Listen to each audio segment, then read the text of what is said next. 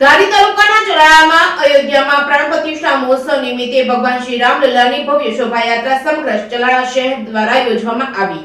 અયોધ્યામાં પ્રાણ પ્રતિષ્ઠા મહોત્સવ નિમિત્તે ચલાળાના રાજમાર્ગો પર ભવ્ય શોભાયાત્રા નીકળી હતી। આ શોભાયાત્રા ભીમનાથ મંદિરથી લઈને ચલાળાની મુખ્ય બજારોમાં નીકળી હતી। માનવ મંદિર તેમજ મહાદેવપરા, સાટોડીપરા તેમજ અંતમાં દાનબાપુની જગ્યામાં પૂર્ણ કરવામાં આવી હતી। આ શોભાયાત્રાનું ચલાળાના પોલીસ સ્ટેશનમાં પીએસઆઈ ગોહિલ સાહેબ દ્વારા ભવ્ય સ્વાગત કરવામાં આવ્યું હતું। આ તકે ઉપસ્થિત ધારી બગસરાના ધારાસભ્ય જેવી કાકડિયા તેમજ ગાયત્રી મંદિરના ટ્રસ્ટી પૂજ્ય રતિદાદા તેમજ દાન મહારાજની જગ્યાના લઘુ મહંત પૂજ્ય મહાવીર બાપુ તેમજ ભીમનાથ મંદિરના મહંત મયુર બાપુ તેમજ ઉદય બાપુ ભગત તેમજ આગેવાનો તેમજ સામાજિક કાર્યકરો સહિતના તમામ લોકો જોડાયા હતા। ભગવાન શ્રી રામના નારા સાથે ચલાળા શહેર તેમજ તમામ ધર્મપ્રેમીજનોમાં આનંદ અને ઉલ્લાસની લાગણી જોવા મળી હતી। ભગવાન શ્રી રામ અયોધ્યામાં બિરાજમાન થયા હતા ત્યારે બપોરે 12 વાગે આરતી યોજાઈ હતી।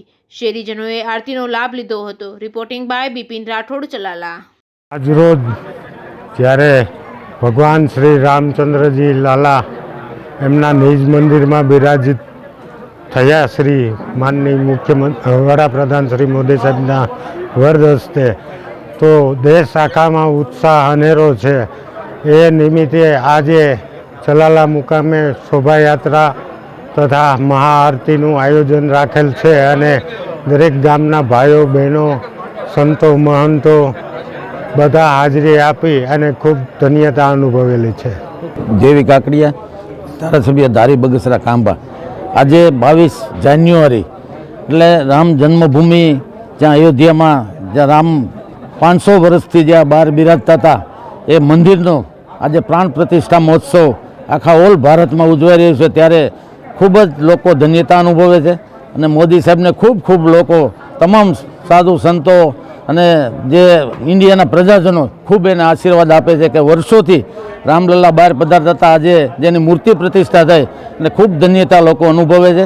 ત્યારે આજનો પ્રસંગ અમારા ગામમાં આખી શોભાયાત્રા નીકળી, ગામમાં ભીમનાથ મંદિરથી શરૂ થઈ અને મહાદેવપરા, સાટોડીપરા થઈને દાનબાપુની જગ્યામાં ખૂબ જ ઉત્સાહભેર એક આરતીનું આયોજન, મહાઆરતીનું આયોજન કરેલું હતું અને અયોધ્યામાં જે રામ મંદિરનો જીર્ણોદ્ધાર થયો અને જે આજે મૂર્તિ પ્રતિષ્ઠા થઈ એ લોકોએ નિહાળી અને ગામ લોકોએ ખૂબ ધન્યતા અનુભવી। બોલીએ રામચંદ્ર ભગવાન કી જય।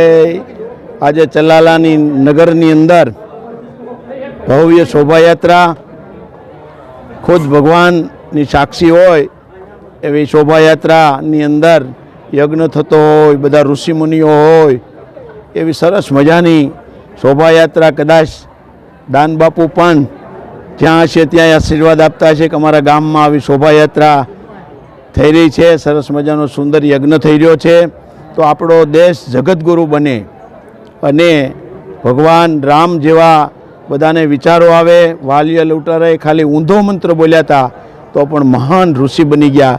શોભાયાત્રા ફરતી ફરતી દાન મહારાજની જગ્યામાં આવી।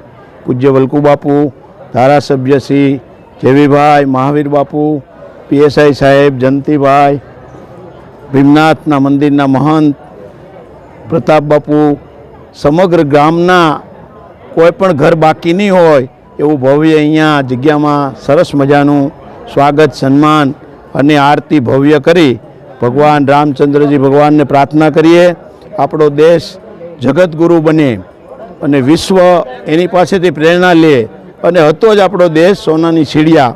તો આપણે રામચંદ્રજી ભગવાનને પ્રાર્થના કરીએ બધા એક સાથે એક નારા સાથે, બોલીએ શ્રી રામચંદ્ર ભગવાન કી જય।